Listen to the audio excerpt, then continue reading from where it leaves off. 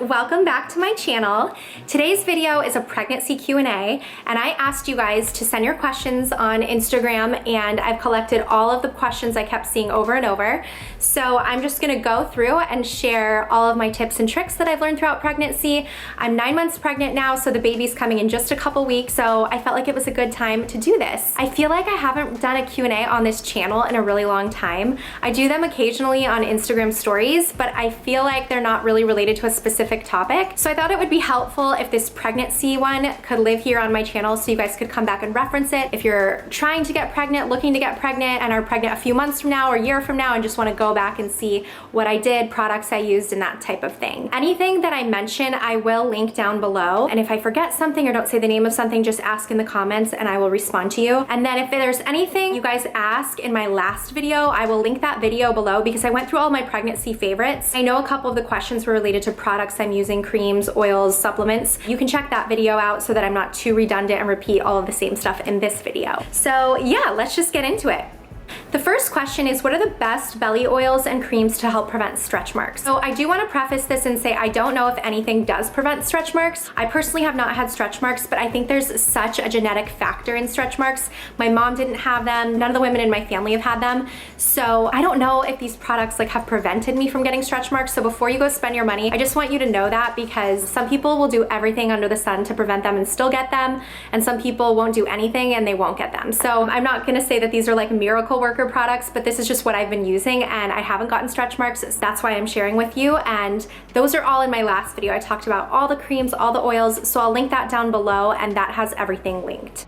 What is the prenatal you trust taking? I've talked about this. I was using the Ritual prenatal when I first got pregnant and for the first few weeks, and then my prenatal nutritionist recommended this one to switch to. It's the Thorne Basic Prenatal. I also talked about this in my last video, but I follow a plant-based diet, and so this one's just a little bit more complete for my needs and just supplementing anything that I might personally be prone to being deficient in. I really like it. I've had no upset stomach from it. You do need to take 3 a day, which I thought was gonna be kind of annoying, but I just keep this in the kitchen right on a ledge, and every time I have a meal, breakfast, lunch, and dinner, I just grab one. It's super easy. I don't even think about it now. I never forget. My blood work's been great, and like I said, it hasn't irritated my stomach. There's no aftertaste. So I've really been enjoying this, and I'm gonna keep taking it after, and I would highly recommend it.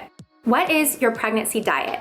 So I follow a plant-based diet. I was following a plant-based diet before getting pregnant, and now that I'm pregnant, I've stayed plant-based the entire time. I will say in my last video, I shared all of the supplements and different foods that I've been using a lot of, and I'm not vegan. So I use fish oil and I use collagen in my smoothies. So I don't consider myself vegan, but I don't eat dairy, meat, eggs.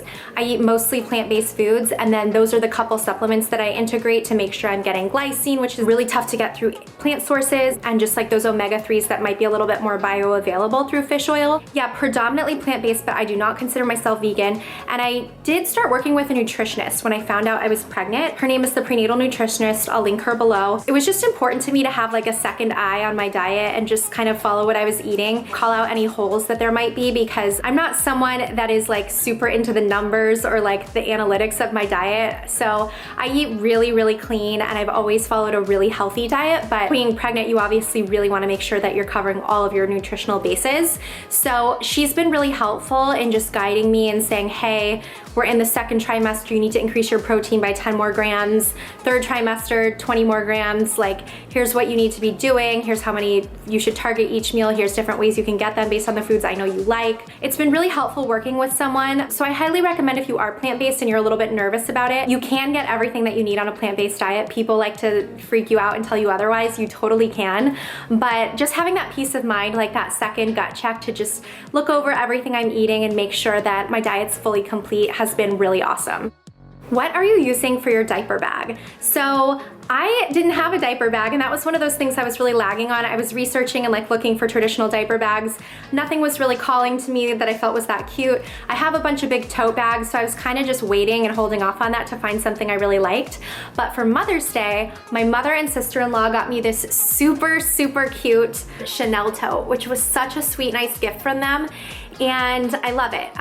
The first thing I said to my mother-in-law was, I'm gonna have to teach the baby to respect Chanel because this is white. And I was like, oh oh no, this is gonna be ruined in a second, but she was like, enjoy it, love it. There will be more Chanel bags in the world, in your life, so just, you know, have fun with it. So the reason I love this is that it actually has no compartments. I have her little receiving blanket in here already. It has no compartments, and I prefer that in totes actually. You would think that I'd want so many more like little zippers and pouches and pockets, but I feel like that just wastes space, and I always like having the freedom to just throw stuff in and grab it.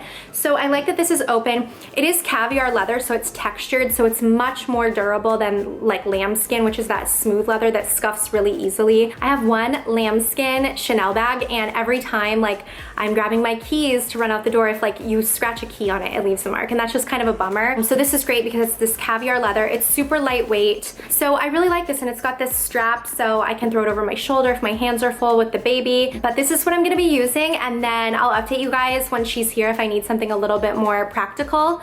But this just gives me all the glam mommy vibes that I was hoping to have with my diaper bag, and I think it's really, really cute and sweet. So this was a super nice gift, and this is what I will be using. What do you think will be the hardest when it comes to balancing motherhood and business?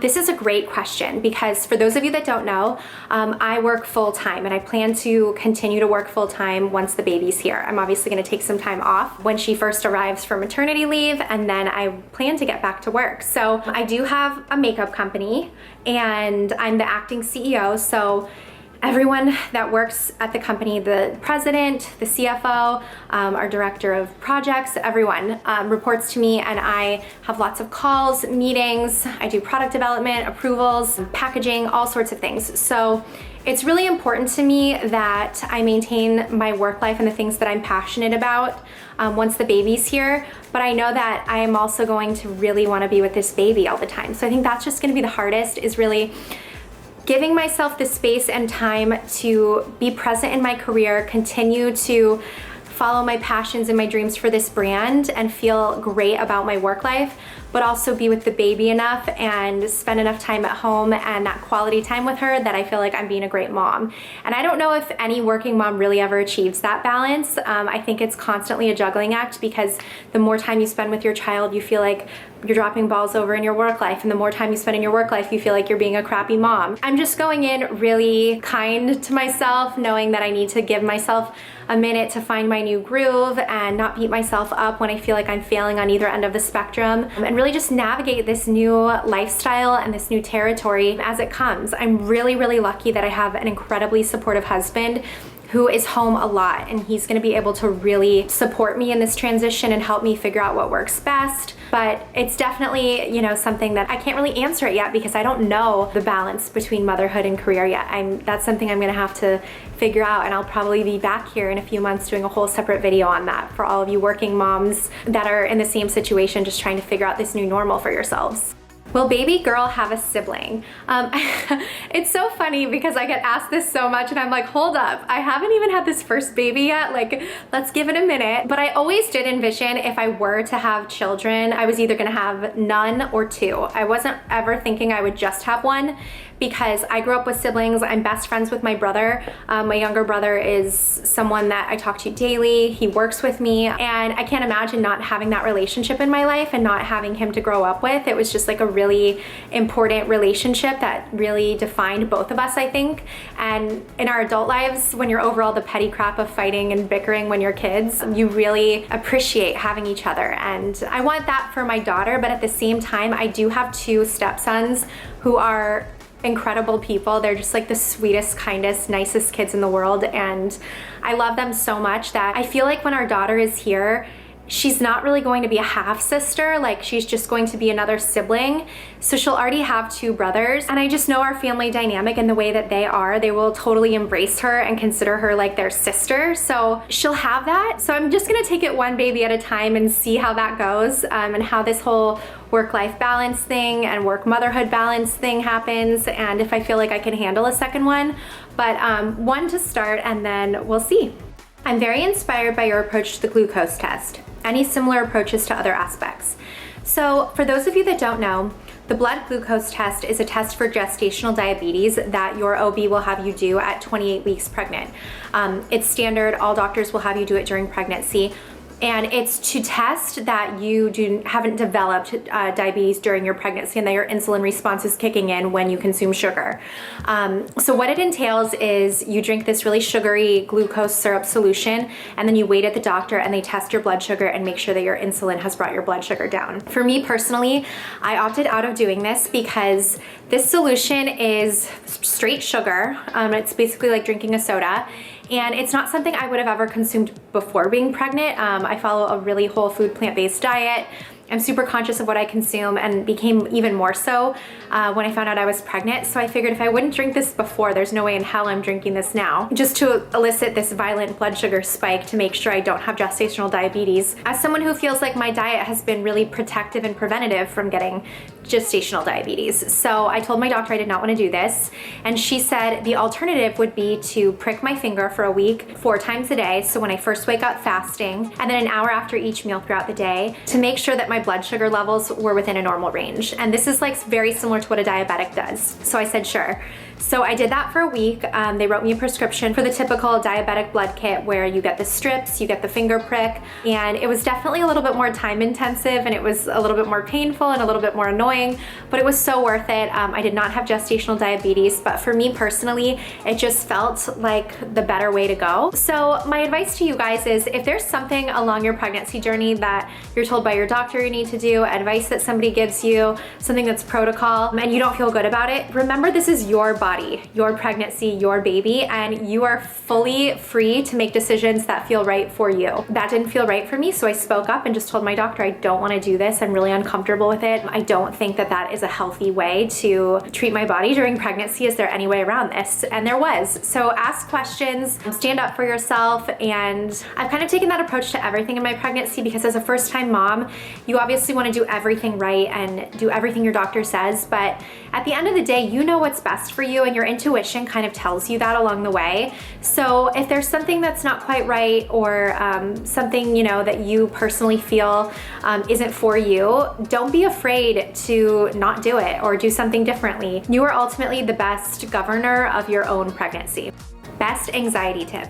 I would say that for me personally, meditation is always like the one thing that kind of calms me down and just brings me back to center. Pregnancy is like an anxious time. There's so much change going on. Your hormones are all over the place, especially pregnant during a pandemic. Like there's just so much going on in the world. And then you're anticipating labor and just having this new baby here that you don't know how to care for yet. And you're just freaked out about all of that. So I think that it's really important to find those things that kind of bring you back to center. For me personally, that's meditation. I like to meditate in the morning and then again at night if I'm feeling anxious before bed, to just be really present, flush my thoughts out, and just kind of sit and be still and realize that everything moving around me cannot affect me. Like I can be present in this moment, take things day by day, moment by moment, and it just really like puts the fire out when I'm feeling super anxious and wound up and my mind is racing and just thoughts are going crazy and taking control of me. It kind of just helps me get back in the driver's seat. There's lots of apps that you can find, really simple meditations if you're new to it. If it's hard for you to sit still in silence, there's lots of different ways you can meditate with sound, mantras, guided. So I highly recommend looking into different methods that work for you, but for me that's just been incredible. And I would say another thing is movement. Like anytime you're feeling super anxious, just get outside and go for a walk. Do something, get up and get moving, organize something, clean something out. But I find that moving my body and just kind of like taking the attention off of the mental onto the physical is a really good way to shift that negative thought process and just like getting caught up in all of the anxious thoughts that you're having. So those are probably my 2 go-to methods. Best tip for keeping body positive. This is a good one because when you're pregnant, it's such an up and down. Like in one hand, you're so proud of your body because you're growing this life and it's this beautiful magical moment and it truly is miraculous and you will like respect and appreciate your body more than ever. But then like every morning when you go to get dressed and nothing fits and you're sweating and you're out of breath and just trying to get something on and feel cute, you can get really down on yourself. So I think my best tip is 1, don't try to wear your pre-pregnancy clothes. Like just accept that this is a new dawn, a new day. You need to get some stuff that fits you now. You're gonna feel like shit if you continually try to squeeze into like clothes that are too small. So just know you will be back to that side of your closet someday, but not now. I've definitely invested invested in a few like really great pregnancy pieces that I feel super chic, super sexy, super cute in. I talked about a lot of specific pieces in my last video, so I linked that below, but definitely check that out. Bumpsuit is a great brand that has just these really cute, form-fitting, super awesome and comfortable pregnancy kind of like onesies and jumpsuits and bodysuits. But yeah, I mean, I think that just make sure that you find some pieces that feel really good for you so that you're not beating yourself up when you're not fitting into things that are just way too small. The second one is also just to remember this is all for good things. Like, this is a miracle, and think of how many women would kill to be in your position and to be pregnant, and your body changing is such a trivial part of this process. Like, you are growing a life, and you should be so proud and grateful that you are getting to experience this moment, and don't let something as silly as feeling like your body is, you know, getting bigger eclipse this miraculous moment that you may or may not ever have again. You may only want one child, or, you know, so this may be the only time you do it. So just embrace it and enjoy it and appreciate it, and remember that something like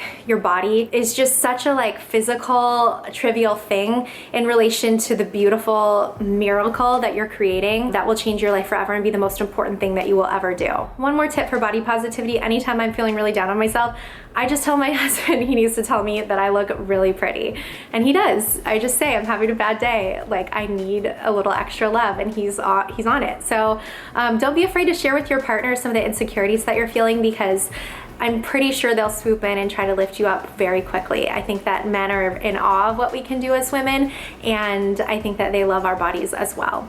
Which foods do you try to incorporate into your diet daily or weekly? This is a great question. So I talked a little bit about this in my last video, but some of the things that I incorporate daily in my morning smoothie are fish oil to get really great bioavailable DHA and EPA, which is fatty acids that are great for the baby's brain development, collagen, which is super rich in amino acids, flaxseed and hemp seed, those have really great omega fatty acids. Flaxseed also just helps you stay regular, and during pregnancy that's definitely a thing because your hormones, there's one called relaxin that kind of slows down your digestive tract and relaxes all of your muscles, so you can get a little sluggish. Incorporating fiber is really great. Being plant-based, I'm always looking to incorporate lentils, black beans, tofu, edamame, nuts, seeds, and foods like that to make sure I'm getting enough protein, fiber, lots of healthy fats. I have like an avocado a day. Fats have just been really important to me while pregnant to make sure that I'm gaining enough weight and supporting this baby's growth. Bone broth, I try to do at least a couple nights a week, kind of before bed, as like a tea, just to get some of those extra amino acids and protein. Are you worried about birth? Hell yes. This has been like the most constant source of anxiety for me throughout the last couple of months. It's just getting closer and closer, and I know I'm gonna have to give birth, and it feels so far away at the beginning of your pregnancy, but you know it's like this thing that you're gonna have to do at the end of all this. But now that we're at the end, I'm like, oh shit, it's here.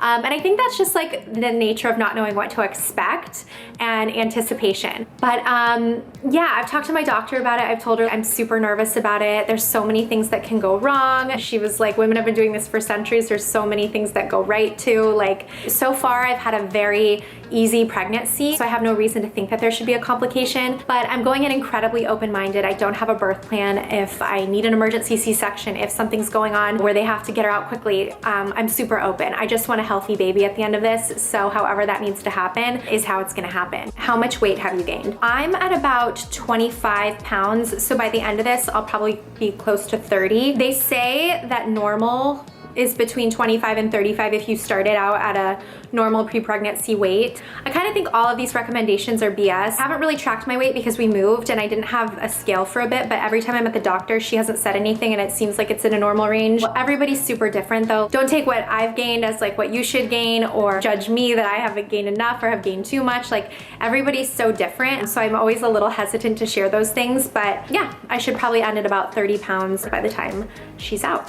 Do people constantly want to rub your belly? And if so, does this bother you? The one silver lining of this whole COVID mess is that I haven't seen many people and no one would dare touch me unless they asked. So no, nobody's rubbed my belly and it's been amazing, except for my husband, but I love when he rubs my belly. And yes, it would bother me. I'm not somebody that really likes people that I don't know super well touching me. Like, if it was one of my super close girlfriends, that's fine, but that would totally bother me. So I've evaded that during this pregnancy and I feel really lucky for that.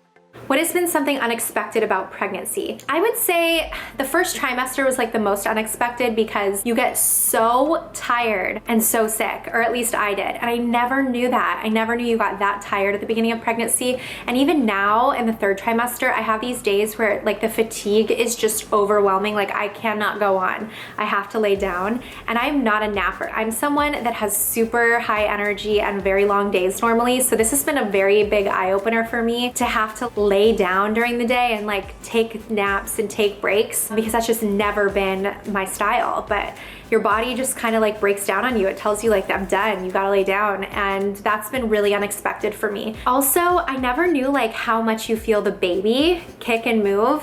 When she first started really getting active in this third trimester, I never knew that like they were moving around like that all day and that you could feel it that aggressively. So that's been really fun and cool. I definitely had no idea it was like this before. When is baby due? So baby's due at the very end of this month, which is July, or the very beginning of August. It's kind of moved a little bit based on the size and ultrasounds. They estimate the gestational age at the beginning of your pregnancy, but then if the baby's measuring bigger, they might move it up. So August 3rd or the last week of July. Did you ever deal with judgment because your husband is older? Yeah, for sure. Like when we first started dating, I was 24 and he was 46. So definitely, which was tough at the time because I was younger and not as confident and secure in myself as I am now. And you obviously take things that people say to heart and it can hurt your feelings. But 9 years later, 3 years of marriage later, a baby on the way, you know, it seems so silly looking back that was ever a thing, because we are like such soulmates and he's just like my person, and you can't help who you fall in love with, and we are just so compatible that I'm so glad I didn't let anybody's opinion affect me or change my decisions or my choices, because I know I'm with the right person forever and I could not imagine my life any other way. He's just like everything to me. And I get asked this a lot. So for any of you that are in a similar situation where there's an age difference in your relationship, don't listen to what anybody says. Like the only two people that know what's going on in a relationship are the people in it. And if you're happy, that's all that matters. If anybody even has time to analyze your relationship or pass judgment on you, they need to go and find their own happiness. You need to focus on yourself, not let them affect you, because you're living your life and you're happy, they're not. So that's really kind of what I just remembered, and it's a complete non-issue now. Foods or meals that were best during the first trimester when nausea is out of control. Carbs. I'm gonna be honest with you, I like survived on oatmeal, bagels, rice cakes, sweet potatoes, rice, anything that was like starchy and just easy to digest and go down was what I had, and a lot of smoothies and cold and creamy things. I did, so along with smoothies, I did a lot of like chocolate milk. But I would say in the first trimester, don't panic about getting perfect nutrition, because the baby's not taking tons of nutrition from you yet. It's still so small. So just keeping up with your calorie intake and your hydration however you can. My best advice is to really just eat anything that sounds good. And then, you know, focus on cleaning up your diet and really focusing on nutrition as you end the first trimester and kind of enter the second, when growth really starts to accelerate. But in the beginning, it can be so tough. I mean, I was throwing up multiple times a day. There would be times I was talking to my husband and I would just projectile vomit out of nowhere, like onto the floor. It was awful. I've never been so sick in my life. So I ate like really bland carby foods, lots of smoothies, lots of cold things. So just keep down whatever you can, and it does pass. That's my other thing that I will say. When you're in it, you're like, this is gonna be 9 months of hell, but it's not. It does end. For me, it took a little longer. It was about 16 weeks when I really started feeling better, but it totally went away. So just hang in there. I know how tough it is. I feel for you. I do not want to go back to that place. It makes me nervous about being pregnant again just because it was so bad, but know that it will pass, and just do whatever you can to get through it right now. Are you going to use a SNOO? Yes, I did invest in the SNOO because I heard great things about it, and I have so many friends that have said it was life-saving to get their baby to sleep. And I think that as a new mom, any gadget or tool that could be helpful in making the process of having a newborn a little bit easier, I was completely down for. So I will report back once she's here and I've had time to play with and use all of these things that I bought for the baby. I will share my roundup of how I like everything and kind of give you mini reviews, but I'm really excited about it. Do you plan on changing your workout routine post-baby? I'm not sure what my workout routine will be post-baby. I don't really have a plan. Before, I'm a pretty low impact workout kind of person. I love hiking, I love walking, I love yoga, I love dance classes on this thing I have called the Mirror, which is a workout mirror that has an app and you can just select classes. I do a lot of dance classes, Pilates. So I don't do any crazy workouts as it is, and I will probably stick with the same types of things post-baby, but I'm obviously gonna take it really easy once she first comes and just let my body recover. I'll probably ease back into walking, hiking, working out. The only thing I could see changing is like my timing. I'll probably have to get out the door really early just to kind of get it done for the day before I have a lot of taking care of her ahead. I will probably stick with the same type of workouts once my body recovers and I want to get back at it. How many times a week do you work out, and has this changed throughout pregnancy? So right now I work out about 3 days a week. I usually walk for about 90 minutes with my husband, and that's kind of been it. I've really slowed down towards the end, and it just feels good for my body. I get out of breath a lot easier, and I just find myself needing more rest, so I've been taking it super easy. In the first 2 trimesters, I walked every single day for about 90 minutes consistently, 7 days a week. And then I was also still doing some yoga classes and some dance classes and things like that. And I've definitely slowed that down. So now I'm just really listening to my body and moving when it feels right and resting when it feels right. Have you experienced breakouts during pregnancy? Luckily, no. My skin has been like the best it's ever been during pregnancy, and that's one thing I'll definitely miss is post-pregnancy when my skin kind of returns to normal, because it's been so great during this pregnancy. It's been much glowier. I feel like it's been more supple. I don't know if it's related to like my prenatals or my diet or what, but I've had really good luck with my skin. One thing I have started to experience, which might be hard to see because I'm wearing makeup, but I have been getting a little bit of melasma on my forehead, which is pretty common, and it's supposed to clear up after pregnancy, so I'm not too worried about it, and whenever I put my foundation on, it kind of just hides it. So it hasn't been a huge thing, but that's definitely been something that I've noticed more recently in my 3rd trimester. But otherwise, I've been super lucky with my skin. So we'll see after pregnancy, once my hormones kind of shift and everything changes all over again, how it reacts, but so far it's been really, really good. Any recommendations for first-time pregnant moms you wish you would have known? So I'll answer this in 2 ways. One, in terms of like products and things, check out my last video of all my pregnancy favorites. There's things like my pregnancy pillow that I went through a couple to find the right one, and I explain why, different supplements and things I take, the belly creams and the different apparel items that I've been loving. So I have a lot of like my favorites and recommendations there of things I've discovered. And then just generally recommendations for first-time moms of things I wish I knew. I wish I knew not to panic and freak out so much about every little change or body sensation. I think that you have so many new things going on a daily basis that it can be a little bit alarming, and you don't know what's normal and what's not. But anytime I've been nervous about something, whether it's like a twitch, an ache, a pain, not feeling the baby's move as much one day and then feeling her move tons the next day, I mean, anytime I brought it up to my doctor, it's all been normal. So I would say, like, don't go and read on the internet and like get yourself all freaked out, because you're gonna be experiencing a lot of new things that you have no idea what they are. And 9 times out of 10, it's all part of the journey. Always, like, if you're really concerned, always check with your doctor. It's better safe than sorry. And I did that. Anytime I was concerned about something, I pinged my doctor immediately. But just don't like get in your own head and freak out about all this newness going on, because you're gonna feel different things in your body on a daily basis. And most of the time, it's just part of being pregnant.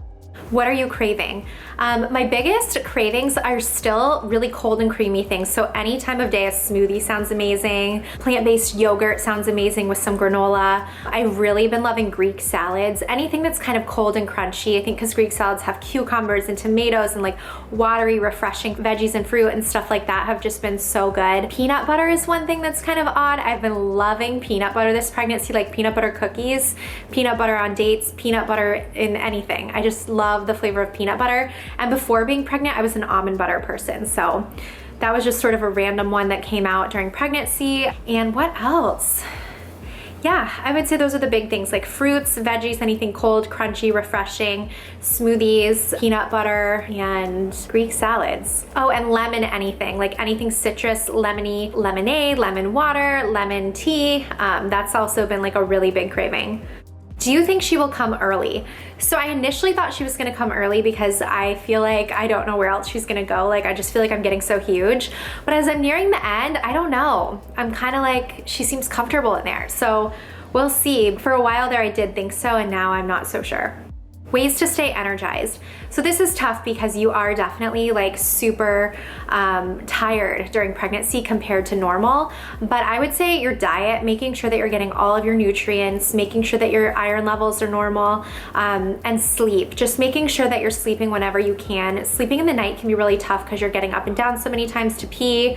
It's hard to get comfortable. So a lot of times your sleep is pretty broken. So taking naps and making sure that you're topping off your sleep when you can will really help keep your energy normal, because I've noticed I've had a really hard time sleeping this pregnancy, and when I go too many days like that without napping or catching sleep when I can, it really drains me. 5 staple pregnancy clothing items. So I talked all about this in my last video. I gave my favorite workout outfits, my favorite bras, my favorite camisoles. I talked about bump suits. I'll link that below because everything is in there. But I will say, like, just generally, some of the things that I've been wearing just on the heaviest rotation are like stretchy dresses, like tank dresses, maxi dresses. It's just been so much more comfortable. Like, I can't imagine at this stage trying to wear like jeans or even maternity. I just don't want to wear anything tight like that. And really cute sweatsuits. So not like house sweats, but like really cute matching sets with like a cute little sweatshirt or like tank top, and then like really cute sweatpants have been great, just like with some slides to run casual errands. It's been helpful because during the pandemic, I haven't really been like going out or doing much. So I haven't needed like really nice work outfits or like event outfits or dinner outfits. So it hasn't been that tough dressing this pregnancy just because of the circumstances. But I would say like stretchy dresses have been my go-to. Do you get prenatal massages and have they helped? Yes, I do. For the second trimester, I did not get many because of COVID and everything was closed. And this third trimester, my husband has set up every Wednesday and Sunday night a prenatal massage for me, and that was like the best gift he ever got me because it has felt so amazing, especially towards the end of this pregnancy with so much pressure on your low back and your feet and your legs and your glutes, and everything's just kind of achy and getting so heavy. It's just felt amazing, and it's so nice to do kind of more at night because it really gets me ready and wound down for bed. So yeah, it's been incredible. I highly recommend, if you can get prenatal massages during your pregnancy, to do it. It's one of those just really luxurious treats to pamper yourself when you really need it, because your body is just like so sore from just like the general carrying of the extra weight all the time. What's her name? We will not be sharing her name until she's here because it's more fun that way, and I don't want judgment. Like, I love her name, so I don't care what people think, so I don't need to see judgy eyes. I'm just gonna drop it on everyone when she's here, and it's like it or not. What do you do when you don't feel like yourself? So you don't feel like yourself a lot during pregnancy. It's a very bizarre and surreal experience. You're growing this baby, your body's changing, your hormones are changing, everything's all over the place, and some days I feel like a complete psycho because I'm like emotional, other days I feel like awesome and energetic. So when I don't feel like myself, I just do things that I know make me feel really good. So like, I've made a point every day to get ready, put makeup on. I try to get some sort of a cute outfit on so I feel really great. I tell my husband I need a little bit of extra love if I'm not feeling like myself, just so, you know, I have that extra support. But yeah, just doing things that you would do to feel good before pregnancy, like doing your hair, taking a long bath, getting a massage, going for a walk.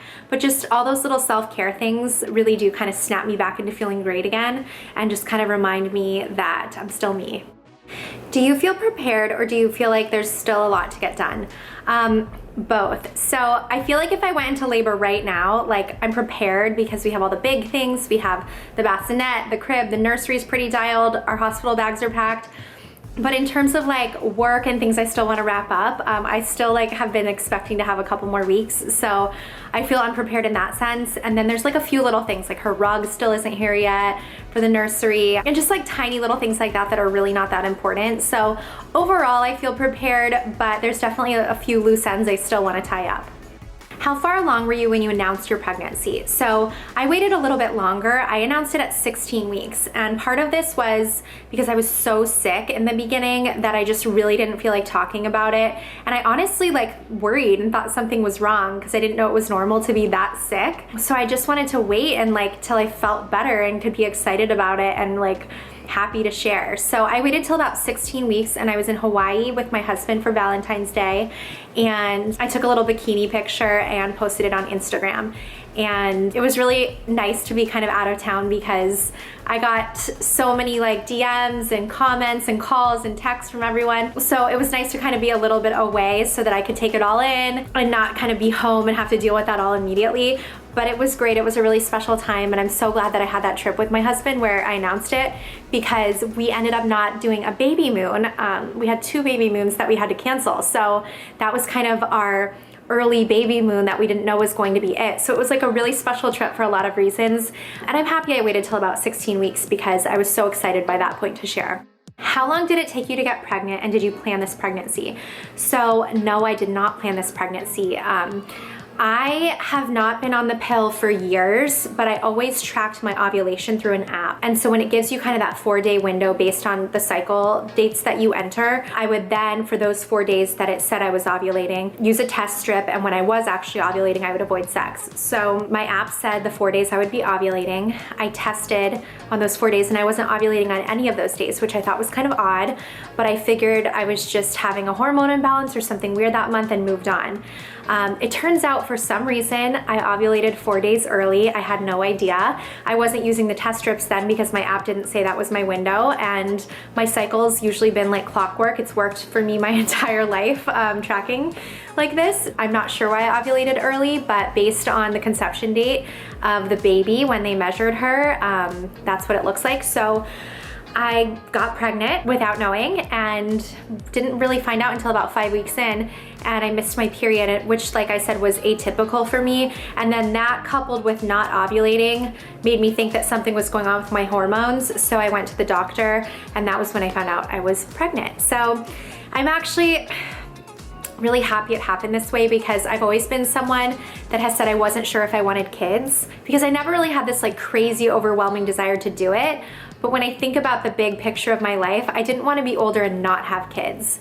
So I knew ultimately that it was something I wanted to do in my lifetime, but I also don't think I would have ever had that time where I was like, this is it, this is the right time, I'm ready, let's do it.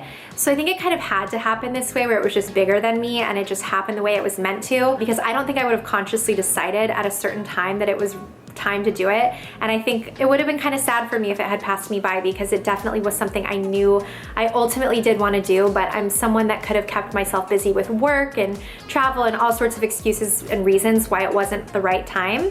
So just kind of letting the universe bring this into my life at the time that was best for me was the perfect way for it to happen, and I couldn't be more excited. Will you have help? Yes, I will have help, and I feel that it's very important for me to share that, because I think it's really easy to look at other women who just had babies and bounce back immediately and seem like they're juggling their lives so easily, because that's not the whole picture. You're not seeing all of the help that goes into it and all the support that they have behind the scenes. And if you don't have that support, it's easy to wonder why it's so hard for you or what you're doing wrong. So I definitely don't want to be someone that paints this facade or this fake picture that I don't have help and I'm just magically getting it all done and working full time. So I want to be super transparent about the fact that I will have help. I know that I'm super fortunate to be in this position, and I'm very lucky that I'm employed and I'm able to have the resources to have the level of help that I plan to have.